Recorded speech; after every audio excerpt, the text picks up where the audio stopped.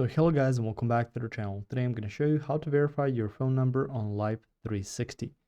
So the first thing you want to do is to open up your Life360 app. So it's going to look something like this. So let's open that.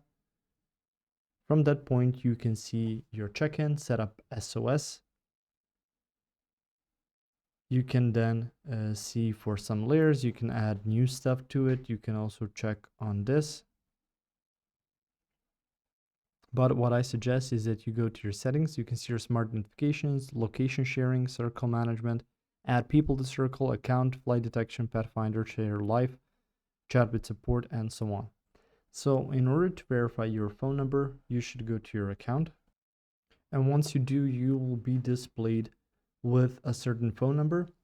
And it's going to say either verified or unverified. Now, if it's unverified, you can just click on it to be sent a text with the verification code. The other approach to this would be to do that while you're setting up your account, since you're going to be asked to add your phone number.